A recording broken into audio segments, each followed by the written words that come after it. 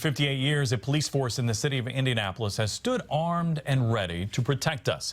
But the serious question we pose tonight, who stands ready to protect the police through a long and stressful career in law enforcement? Our TV6 reporter Jack Reinhardt has taken an in-depth look at IMPD officer wellness, and he joins us now with what he found. Well, Todd and Erica, police killed themselves at a rate twice that of officers killed by violent felons.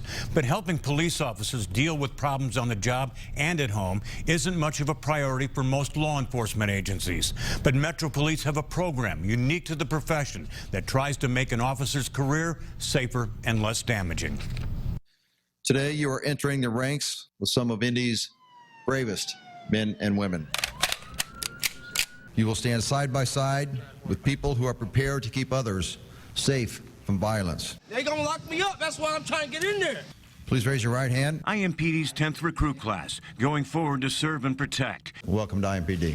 And while they may harbor feelings of high expectations, they can't fathom what they've signed up for. Initially, you think that you're going to be able to help everybody and do all these good things, and it just didn't turn out that way.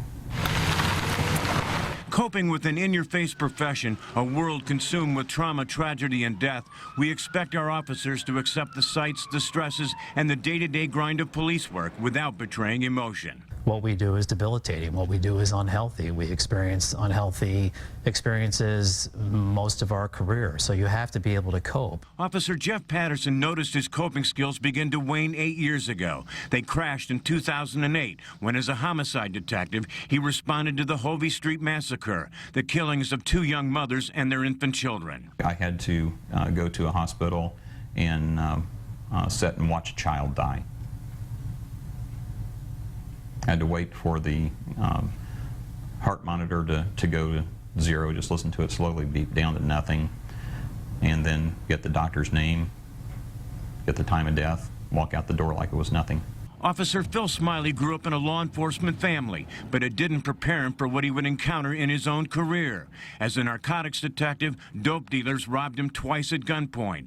But his mental health suffered back in August 2004 after he pulled the lifeless body of Officer Jake Laird from the back seat of a patrol car. Start getting withdrawn, just the sense of I'm going to die. This is the last time I'm putting the uniform on tonight. I'm going to die. I'm going to get killed. I'm not going to see my kids again. I'm not going to see my wife. And every day it was that way. In the past 18 months alone, Metro Police have dealt with a line of duty deaths of 2 police officers, 66 police-involved shootings, a suicide, the murder-suicide of 2 other police officers, and 8 arrests for drunk driving. If you think you're having problems, you probably are.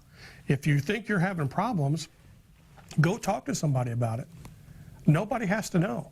IMPD has one of the few officer wellness programs in the world where officers can receive counseling and referrals to doctors and clinicians. It's an in-house program staffed by trained officers who stand ready to protect other officers from the stress and trauma of a long career. The department started it and sustains it because of the growing belief in their responsibility to help officers stay healthy. We could be very jaded about this and say, well, why are we doing all this? What, they just need to suck it up like everybody else. Well, we can say that, but what's the end result? The end result is officers on the front page of the news. I can't even imagine what the statistics would be if we didn't have a program like this, because most agencies don't.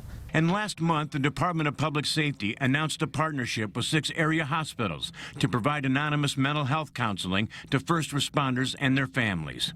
History has taught us that our divorce rates are going to be higher. Our heart attack rates are going to be higher. Our cancer rates are going to be higher for all first responders. That's why we need to have these different avenues so they can relieve some of the stress. We have people out here who are, they're really hurting. And they're trying to do the best they can, but sometimes they just don't realize they're as screwed up as they are. The department trains its officers to take charge, to give help. It needs to work harder at getting officers to ask for it. They don't want people to think they're afraid, and I think it's hidden in our culture that you can't do that. The reason that I'm here is by speaking and getting somebody to go out and get help. If I can save an officer's career, an officer's life, a family member, a friend, some stranger, I'm good with that. Now, according to the FBI, it costs an average of $5,000 to provide early intervention to officers struggling in their careers. The cost of treating or terminating an officer after major issues is 20 times that. Taxpayers are heavily invested in their police, and if not the police, we owe it to ourselves to make sure there's help available to them. Jack Reinhardt, RTV6.